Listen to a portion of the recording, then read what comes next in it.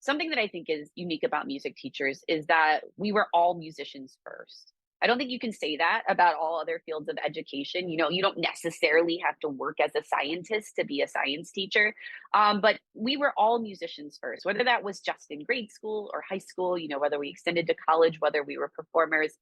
And I think so there's something really special about that authenticity that comes from, being a person who actually did the thing that you're teaching your students. And I think that's why it's so important that we create pathways for musicians to become music educators. That being said, there's a real skill and a craft to being a teacher, and we never want to lessen that. So I love what ETM does, and that we take people from all different backgrounds and we try to give them the tools on both these sides. How do we strengthen them as a musician? How do we expose them to all different types of genres and cultures and methodologies, and ideas? And also, how do we strengthen them as an educator and really understand it's such a challenging and fulfilling, an amazing craft in it. And I couldn't even describe it in a few words of all of the things that you need to know and do, and what you do in a single class as an educator to help support students of diverse backgrounds and experiences and abilities and needs, to all learn and grow together. You are listening to Education Through Music, the podcast.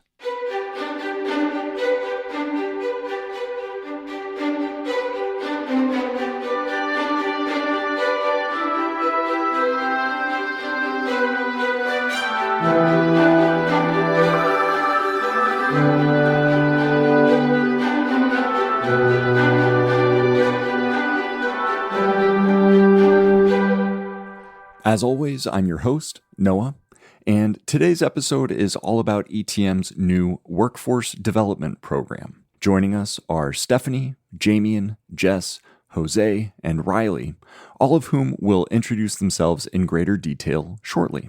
I'm going to largely take a step back in this episode and let the individuals most responsible for the success of this first cohort of the Workforce Development Program tell the story of what it is and how it is helping to respond to the teacher shortage. Now, without any further ado. So my name is Jamian Moss, Dr. Jamian Moss now, as of May 15th. And my role here at Education Through Music is I work with the music teacher interns as their instructional supervisor. Hi, my name is Jess Parr. I am a teacher with the Department of Ed, and I work at PS 72 in the Bronx. I am a mentor teacher, and I am excited to be part of this program. Hello, my name is Juan Cecchini. I am an intern for Education Through Music, and I'm working with Jess Parr right across from me at PS 72. Hi, I'm Riley Corcoran. I am working at All Hallows High School this semester as a music teacher intern. Hi, my name is Stephanie Nantel, and I'm the Senior Director of Programs at Education Through Music. I just finished my 7th school year with Education Through Music. And before I came to Education Through Music, I was a music teacher in New York City's Department of Education. Since the COVID-19 pandemic, the whole nation has been experiencing a teacher shortage. It's not just specific to New York City, and it's not just specific to music teachers. We've been really struggling at Education Through Music since all the schools returned in person in 2021 with finding music teachers who are able to sustain the role for an entire year. We've seen a shift in the field. A lot of people are applying for positions who have, strong backgrounds as professional musicians and performers, people who have taught maybe some private lessons, but don't really have classroom experience. And over the last several years, that was really what we targeted as what it takes for someone to be successful teaching in one of our programs. We give a lot of support. There's an instructional supervisor. But walking into a classroom and trying to engage a class of 20, 25 kids for your first time all by yourself, that's just a really big leap from being a performer or a private lesson teacher. And so when we were approached with an opportunity to apply for a very large grant, and what kind of program we might want to build with that, the first thing we thought was, can we extend, what we already do in workforce development to try to make this program available to people who don't have any classroom teaching experience, but who have skills that are really strong and that we think we could build on with just a little more time. And so that's how we built our intern program as part of our larger, manpower development program. So we just piloted that in the spring. And the idea around it was to kind of create this student teacher opportunity that people who do go and get a music ed degree have. Often it's the most beneficial part of your entire degree program because it's the time where you're really in the classroom, you're working with students, you're getting to test out all of this philosophy and ideas and theories that you've been hearing about, this content that you've been trying to create, and see how it actually works. I work with them as their instructional supervisor to enhance their pedagogical skills. And then we pair them with a mentor teacher. The mentor teacher acts as a kind of like a cooperating teacher, right? So how you would see in a traditional music education program, in terms of student teaching experience, they are paired with the cooperating teacher, who then, in this case, mentor teacher, who gives lesson plan feedback, and acts as an extension of the work that I do with the intern as well. I would dare to say that the relationship between the mentor and the intern is probably the most valuable component that we have here, because it's not only the frequency of interaction, but the sustained duration of those interactions, and I believe that we've done a good job this year of choosing high quality, highly effective on the Danielson scale mentors, which they have poured mightily into our interns. I would say that, just the idea of having someone else to kind of ping pong off of was great. And when you have someone else in the classroom, they also come with ideas, and to try to collaborate with that was great. And as well as a struggle for me, kind of was like trying to give up some of that power, because I've been teaching for a while and trying to run my classroom a certain way. So I'm like, all right, I got to step aside and make sure I don't interject when he's trying to, manage the classroom, and just kind of give up that power a little bit. But it also kind of made me think more about how I was doing things. Certain times I would, things that I had to do better, or things that I didn't really think about before. So it kind of brought me full circle a little bit. Of course, it's never the same as actually running your own classroom. Student teachers get to walk in and benefit from the community that these veteran, master teachers have created, but it's the next best step. And so we wanted to replicate that model for our music teacher interns. At a very early age, like getting into middle school, I started getting into music. I think like my first memory of being really gung-ho about becoming a musician was making friends in the neighborhood and watching Led Zeppelin concert film, Song Remains the Same.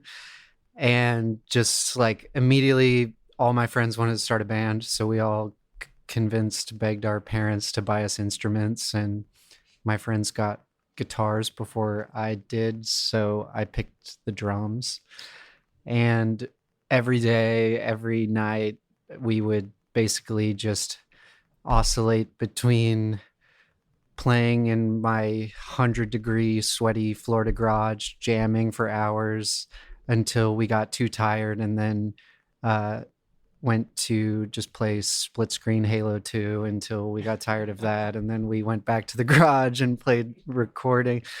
Around this time, like MySpace was a thing, and I found out that you could like put your band on MySpace in like 2006. So it just put a fire in me to learn how to like record a band and get my song out of the garage and like onto the internet. And I used like, Guitar Hero equipment and like very free software. And I just like taught myself in my garage with all of my friends, and it has never stopped. And now I'm 32, and I worked in studios and I worked at venues and music festivals. I lived in Austin for the past 8 years and worked at South by Southwest and all these kinds of bouncing around doing gigs. I'm a gigging musician as well. And I was kind of flirting with the idea of becoming a teacher and having that as my kind of sole like career path, and it would free up a lot of time for me to be able to like play shows and do things in the evening. It seemed like it fit my schedule a lot. But I was going to do something like, AV or science or language arts in Texas. I didn't think I could ever be a music teacher because Texas, and I'm from Florida. So I feel like the education system had never awarded me the ability to think that I could teach my skills in a class. And when I moved to New York, I found a listing of ETM, and like since then, it's just given me all of this confidence and resources in order to like feel like I can really like pull all of this knowledge out of my head and put it in a classroom setting, and be like a music teacher and a recording teacher and teach people about technology and production that is, in their pocket, and give them the like confidence to do what I did when I was in high school and middle school. That's one of the components of this program. And I think of ETM in general, is that we take folks who have extensive performing experience and content knowledge, right? Riley, I mean, it is an understatement what he just said about his content knowledge with music technology. I mean, it literally is, it is vast, to the point also that not only is it vast in terms of his prior knowledge, but he is such a learner. He's already talking about generative AI in his music in his music tech classroom in a very kind of forefront way, right?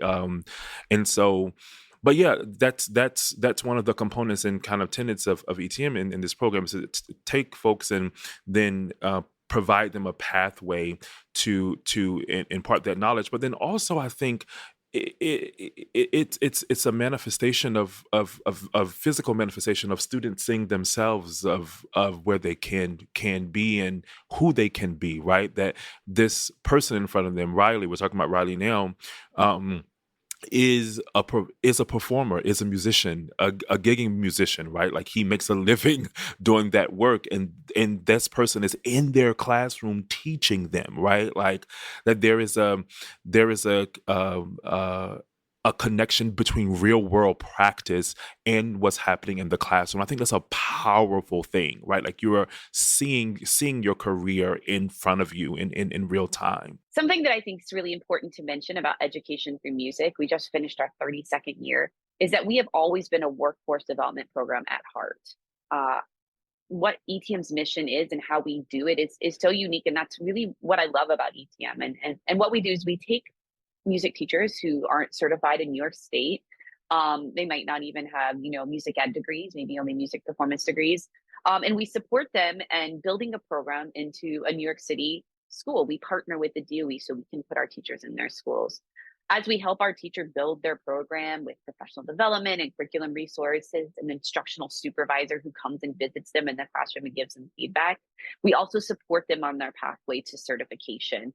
That means we provide a certification coach. We offer educational assistance for courses and classes and exams and things they might need to take. Once our teachers receive their New York State certification, we work with their principals to get them hired into their school. And that's really unique, because usually when you graduate with your certification, you're just kind of starting afresh, trying to find a program to get started. Usually those programs, who are hiring a brand new teacher, they might not have a well-fitted music room. They might not be a school who's used to having music.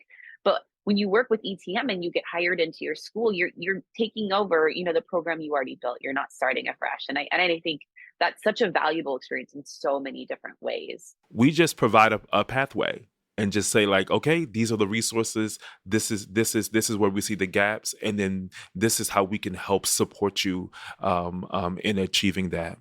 So the program that we designed, we pay our music teacher interns over the course of a semester for the hours that they spend in our schools. It's about 16 weeks the semester, and it's about 14 hours a week. They're observing, they're working collaboratively with their mentor teacher. They're starting to gradually take on aspects of the music class where they're teaching first just activities, and then it grows gradually to entire lessons. they're debriefing with their mentor teacher, also their intern supervisor, giving a lot of feedback, having a lot of conversations. They're also working independently on their own professional development through watching ETM webinars and reflecting on those. So the first time I got acquainted with an instrument was in the Canary Islands, where I'm from. So I was born in the Canary Islands, part of Spain, if we don't know, on the west coast of Africa, and it's a very unique culture there. We have this timple. A timple is a type of ukulele, you could say. It's a small guitar family with 5 strings. And so I went to a summer camp. My parents took me there. I was maybe in 2nd grade or something. And yeah, they just dropped me and my brother and me. They dropped us off at this summer camp in the island at some stranger's house. And they gave us these instruments and they're like, all right, you're going to learn how to play this in a week, right? We're crying like crazy. I'm in 2nd grade. I was like, who is this man? Whatever. Okay. So that was the first time. I was more into like folk music after that for years. I still am, right? It's my passion, what I really like. But then I grew up in Louisiana, and in Louisiana, we don't have access to timple pedagogy or anything. So I picked up the trumpet, and from there, the French horn, wind band, orchestras became everything to me. It was just so moving to play with a bunch of people and make, I don't know, the most beautiful things you could possibly imagine, right? So this emotional aspect of playing with people is what really moved me to be a musician later in life. I went to LSU, was part of the honors college, and in the honors college you get to do a thesis, right? A little tiny project on whatever you wanted. And thankfully I had the right connections with our faculty, and I got to do a presentation or a thesis on the music of the Canary Islands. Like, it's all full circle. When I was a kid, it all came back, and yeah, now I'm really in love with the idea of maybe pursuing some more research on the different cultures that are in the Canary Islands, how they influence their music, and why it's only there. Why can't we, like, no one at this table's probably ever heard a folia from the Canary Islands, right?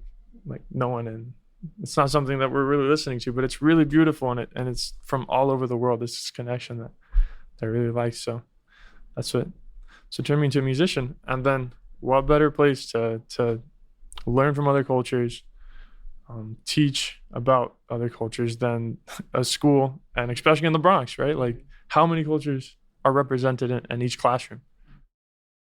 It's great that ETM is giving me the opportunity to grow as a teacher, especially in the Bronx. In New York in general, so many cultures here, probably the most in any major city in the world.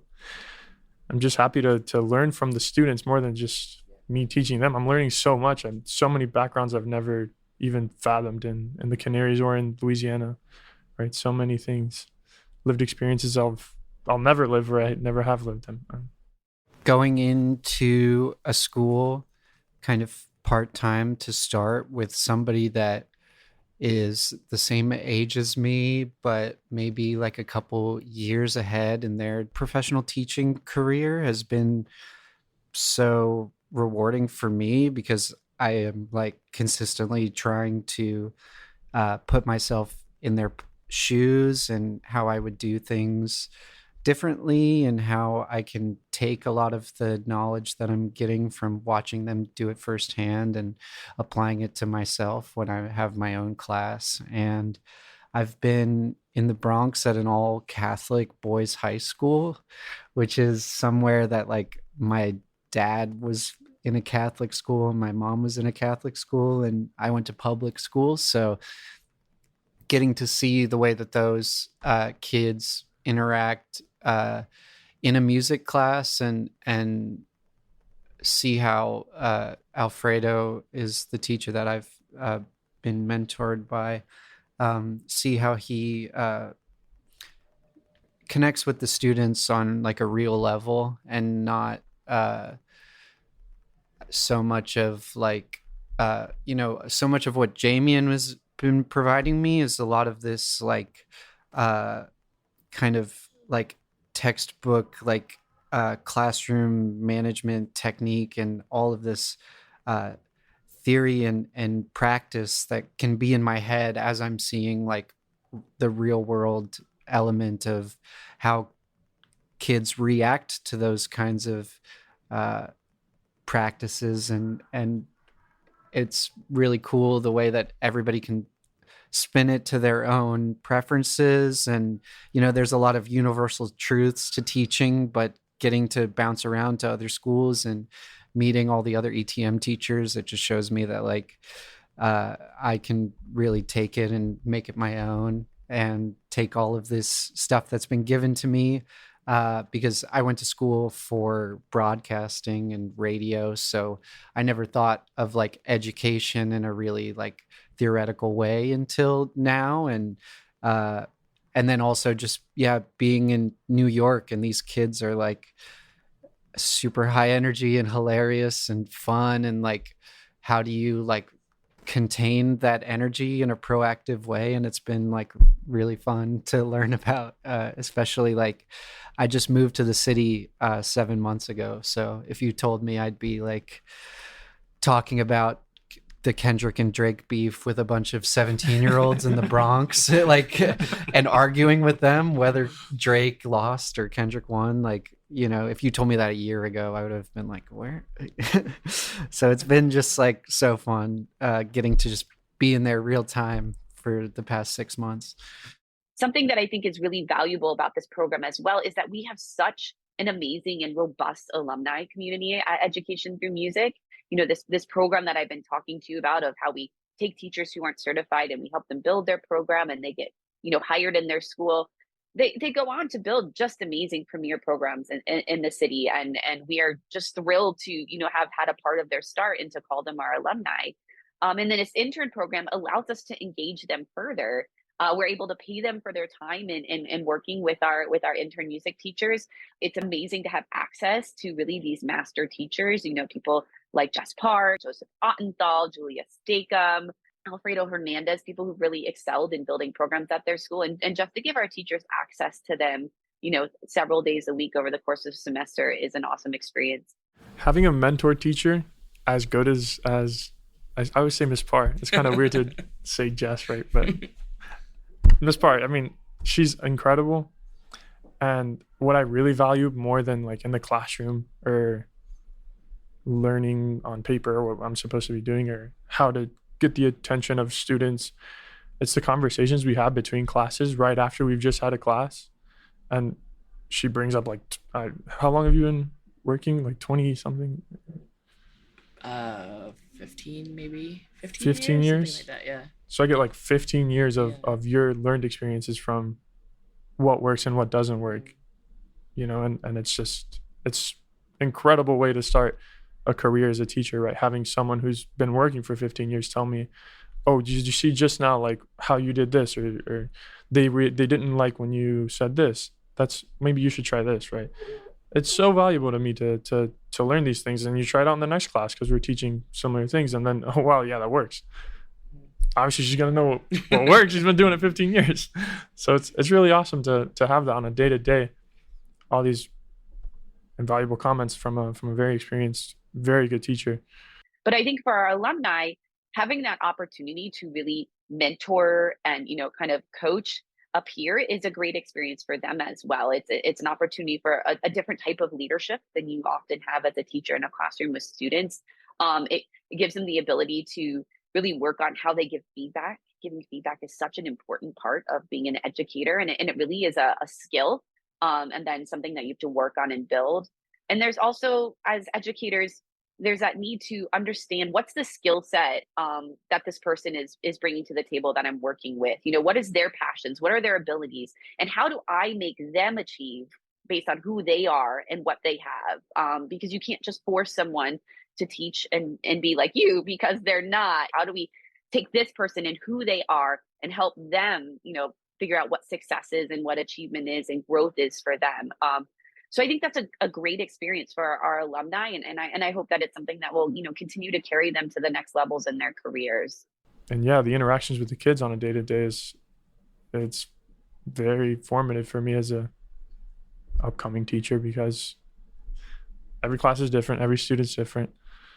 and they've taught me so much, both on how they react, how I react to them too. I was very scared of them at first. I was so like intimidated. You hear a lot of like, oh, this is a bad kid, not from his part, obviously, but maybe you hear, oh, that's a bad kid. But then I don't know, the kid is a sweetheart. It just depends on where you catch him or what happened. You don't know what happened that day to the kid. I don't know if he even has parents. I don't know anything about the kid, right?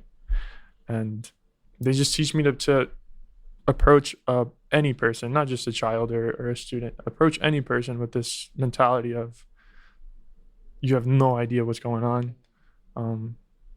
Give them a smile, have fun, and they're probably a good person. No one's a bad person, right?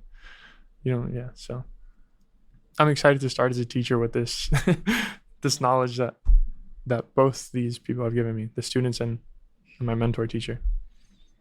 While I was going for my master's, I was also working for my first year for education through music, and I was learning so much more in the classroom than I was actually learning in my classes. And it was funny because you see all these people go into teaching, but there's this turnaround of teachers, and I think people would enjoy their job better and they would be a lot happier if they had better training, or they knew what to expect, or they had the background, or the help from education through music, the support from education through music that they give. I taught a bunch of years in public schools in the Bronx, and then I left for 2 years when my son was born and worked at a charter school, and there was nobody. It wasn't around the city, and I missed that support. And the way that they say, oh, you have a concert, let me get this and help you with this. And between the background of education through music and now the mentorship program, which I love, I think it's great. I think it's going to sustain teachers even longer because they know what to expect, instead of just throwing them into the classroom and saying, hey, here you go, and remember that book you read and do that from chapter 4. You say, oh, remember that day when you had that class and the one student wasn't playing the bucket drums right, and you can kind of relate it to your own experiences rather than trying to go back to a class that you took in college. There's a saying that you don't remember what someone said, but how they made you feel. And I think that goes back to experiential learning. And I think ETM does a great job. And you mentioned the components of the program earlier. They are kind of, and I know most traditional teacher prep programs, there is a student teaching experience. It's not as fulsome, I would say, as what we provide, but there is an experience. And so what we try to do is try to straddle that fence of, and Riley mentioned this earlier in terms of theory, although I see theory as the impetus for practice. So I see everyone has a theory, right? Because it is the basis of an action, right? That's the definition of theory. And so you have to be, through your lived experiences, you then form a theory that then you put into practice, right? So you come with your method of teaching, you come with your experience. And that is what we try to do here at ETM, that they already have the prior knowledge. We're just here to kind of cultivate that. And so the components of the program is simple. We have our weekly webinars that the interns complete and then reflect on that. I give them feedback on that, and we give them like prompts and questions to do. I observe them pretty much every week, and we have a debrief. Of course, they meet with their mentor every day that they're there. They also co-plan together, and their mentor gives them feedback on those lesson plans. And then at the end, we evaluate them in a summative way after they've done all that formative development, right? From our weekly coaching sessions to our weekly debrief sessions to our weekly check-ins, which this is all 3 different things happening, right? To their now work with their mentors. That's another 4th thing. To now the feedback, right? And you talk about the debrief briefs in between classes. All of those components are working together to then in a formative way to then lead to the summative assessment, which they both just completed, and therefore we can recommend them for the full-time teaching corps now because they are developing and effective educators. And so I think all of those components work in tandem, right? That you have the practical experiential learning portion, but the fact of the matter is that, and Juan mentioned this earlier, we were talking, there's jargon in the field. right? There are terms that you must know, right? There are concepts, there are ideas in which you must know. There are psychological kind of concepts that you should know when you're working with little humans in those interactions. There are methods that you may want to tap into. And so I think we do a good job of chewing gum and walking at the same time. I wish this was around when I was before I went in my first year. I did want to say ETM is giving me a lot of resources to, advance my understanding of education. And I reached out to have a meeting with somebody at a local college, and I got on a Zoom with them, and they immediately started acting a little smug to me and telling me I don't know how to read sheet music and I don't know perfect pitch or theory. And it immediately turned me off because all I want to teach kids is how to clip their 808s and like blow everything out of the water that anybody at that college could ever do and better. And I think like ETM giving me that confidence, obviously there's a million paths they can take. I don't want to dump on the college, but I did come out of it with like a little bit of more confidence than I think I would have, like knowing that I've been through a couple months of seeing it full time and knowing that these kids like will react to the knowledge that I'm giving them in a positive way, even if I'm not like forcing them to learn scales and stuff like that. Yeah. To see the change in you from the beginning to the end it was amazing. The confidence. Oh yeah, of just you getting up there in front of the classes. And yeah, the first day I was at that school, so I had, oh my gosh, I don't know if the polite way to say it was Jamie told me I had zero teacher presence. No teacher presence. They were in charge of the classroom. They were, the kids were more confident than me, obviously. What do they have to? They're not performing, right? They're just in school. And then you just said to me yesterday, you said, "Yeah, that's not as scary as before." right? Yeah. At the end of the semester, there's a culminating experience that they're observed using the Danielson framework for which is the framework that teachers in New York City are observed and evaluated on, not just music teachers, but that's also the framework that we use for our observations at ETM. And they're rated and evaluated on that. They also take over conducting a piece for one of the groups that they've been working with in the final concert or whatever the culminating experience might be. It might be a student project. And at the end, we take the feedback from the mentor teacher. We take the feedback from the intern supervisor. I myself sit in on the evaluations and rate the teacher on how they do in their domains for Danielson. And we decide if the teacher has passed and we want to offer them a position with Education Through Music. I'm thrilled to say that of our 3 interns of our pilot program from this last spring who graduated the program, all 3 of them were offered positions to teach with Education Through Music in the fall, and all 3 accepted. And so this has been such a great experience, this pilot. We've learned so much.